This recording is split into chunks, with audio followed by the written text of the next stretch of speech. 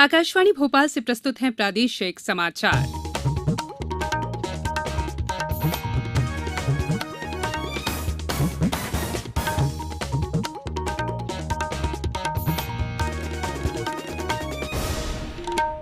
नमस्कार, समाचारों के साथ मैं संयुक्ता बनर्जी। प्रधानमंत्री नरेंद्र मोदी ने कहा है कि हाल ही में संसद में पारित कृषि विधेयकों और श्रम कानूनों से देश के किसान और कामगारों को अनावश्यक कानूनों के जंजाल से छुटकारा मिलेगा। उन्होंने ये बात आज पंडित दीनदयाल उपाध्याय की जयंती के अवसर पर भारतीय जनता पार्टी के कार्यकर्ताओं को वर्चुअल माध्यम से संबोधित करते हुए कही। इस अवसर पर प्रधानमंत्री ने विपक्षी दलों की कड़ी आलोचना करते हुए कहा कि वे झूठ और दुष्प्रचार के जरिए देश के लोगों को गुमराह कर रहे हैं। श्री मोदी ने इस बात पर बल दिया कि इन कृषि विधेयकों के पारित होने से कृषि क्षेत्र को बहुप्रतीक्षित स्वतंत्रता मिलेगी। उन्होंने कहा कि अब किसान मौजूदा मंडियों के अतिरिक्त देश में कहीं भी अपनी उपज बेच सकेंगे। श्री मोदी ने कहा कि नए कानूनों से प्रत्येक 100 में से 85 किसानों को फायदा होगा। मुख्यमंत्री शिवराज सिंह चौहान ने आज राजधानी भोपाल के मिंटो हॉल में आयोजित एक कार्यक्रम में प्रतिभाशाली विद्यार्थी प्रोत्साहन योजना 2020 के अंतर्गत प्रदेश के 40,436 मेधावी विद्यार्थियों के बैंक खातों में लैपटॉप के लिए 25-25 हजार रुपए की राशि ट्रांसफर की। इस अवसर पर उन्होंने कहा कि मेरे बच्चों, जब भी मैं आपको देखता हूं तो मुझे भविष्य का सशक्त मध्यप्रदेश और भारत दिखाई देता है। कार्यक्रम में मुख्यमंत्री ने हितग्राही मेधावी बच्चों से संवाद भी किया। वहीं मुख्यमंत्री कल सुबह भोपाल के मिंटो हॉल में मुख्यमंत्री किसान कल्याण योजना का शुभारंभ करेंगे। इस अवसर पर वे वीडियो कॉन्फ्रेंसिंग के माध्यम से किसानों से सीधे संवाद भी करेंगे। योजना के तहत पीएम किसान योजना के हितग्राही किसानों को वर्ष में 2 समान किस्तों में 4,000 रुपए सम्मान निधि राज्य सरकार की ओर से दी जाएगी। इस प्रकार हर किसान को अब प्रति वर्ष कुल 10,000 रुपए की सम्मान निधि प्राप्त होगी। गौरतलब है कि ये योजना प्रधानमंत्री किसान सम्मान निधि योजना की तर्ज पर शुरू की गई है।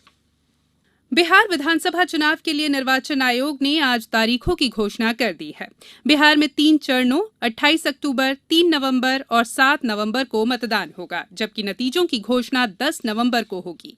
वहीं मध्यप्रदेश की 28 सीटों पर होने वाले उपचुनावों के लिए फिलहाल चुनाव आयोग ने तारीखों का ऐलान नहीं किया है। प्रदेश में कोरोना संक्रमितों की संख्या 1,15,000 से ज्यादा हो गई है, जबकि इनमें से 90,000 से अधिक मरीज स्वस्थ होकर घर लौट चुके हैं।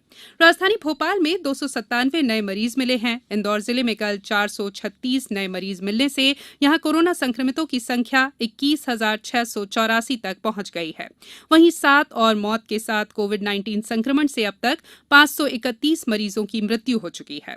230 मरीजों के कोरोना संक्रमण से मुक्त होने के साथ ही अब तक 17,196 मरीज स्वस्थ होकर घरों को लौट चुके हैं। सतना में आज 27 नए मरीज मिले। इन्हें मिलाकर कुल संक्रमितों की संख्या 1,327 हो गई है। इनमें से 1,042 स्वस्थ होकर घर लौट चुके हैं। वहीं पन्ना में आज 20 नए मामले सामने आए हैं। अब यहां संक्रमितों की संख्या 599 हो गई है। होशंगाबाद में आज एक कोरोना मरीज की मौत हो गई, जबकि यहां 40 नए मरीज मिले हैं। इनमें बिजली कंपनी के जीएम और 2 डिप्टी जीएम भी शामिल हैं। केंद्र सरकार ने बैटरी चलित गतिशीलता को बढ़ावा देने के लिए 670 विद्युत बसें और 241 चार्जिंग स्टेशनों को मंजूरी दी है। केंद्रीय पर्यावरण, वन और जलवायु परिवर्तन मंत्री प्रकाश जावड़ेकर ने फेम इंडिया कार्यक्रम के दूसरे चरण के अंतर्गत एक ट्वीट के जरिए मध्यप्रदेश के इंदौर में 76 चार्जिंग स्टेशनों को स्वीकृत करने की घोषणा की है। Faster adoption and manufacturing of hybrid and electric vehicle in India योजना फेम के दूसरे चरण में महाराष्ट्र, गोवा, गुजरात और चंडीगढ़ के लिए बसें, जबकि मध्यप्रदेश, तमिलनाडु, केरल, गुजरात और पोर्ट ब्लेयर के लिए चार्जिंग स्टेशनों को मंजूरी दी गई है। एक ट्वीट में श्री जावड़ेकर ने कहा है कि यह निर्णय डीजल पर निर्भरता कम करने और सार्वजनिक परिवहन को पर्यावरण के अनुकूल बनाने के लिए सरकार की प्रतिबद्धता को दर्शाता है। अब कुछ समाचार संक्षेप में। पंडित दीनदयाल उपाध्याय की आज 104वीं जयंती है। मुख्यमंत्री शिवराज सिंह चौहान ने कहा है कि देश को एकात्म मानववाद के रूप में पंडित दीनदयाल उपाध्याय ने ऐसा श्रेष्ठ विचार दिया है जिससे सशक्त भारत का निर्माण संभव है। सतना जिले में कल ऑनलाइन लोक अदालत का आयोजन किया जाएगा। जिला विधिक सहायता अधिकारी ने लोगों से इसमें भाग लेकर अपने प्रकरण निपटाने की अपील की है। प्रदेश में नई शिक्षा नीति आगामी शिक्षा सत्र से लागू होगी, साथ ही पाठ्यक्रम कम नहीं होगा। ये बात उच्च शिक्षा मंत्री मोहन यादव ने मुरैना में महाविद्यालयों की समीक्षा बैठक में कही। जनसंपर्क विभाग द्वारा पत्रकारों के लिए क्रियान्वित पत्रकार स्वास्थ्य और दुर्घटना समूह बीमा योजना में आवेदन की अंतिम तिथि को बढ़ाकर 30 सितंबर किया गया है। और जाने माने गायक एसपी बालासुब्रमण्यम का आज चेन्नई में निधन हो गया। वे 74 वर्ष के थे। वे कोरोना के इलाज के लिए 5 सितंबर से अस्पताल में भर्ती थे।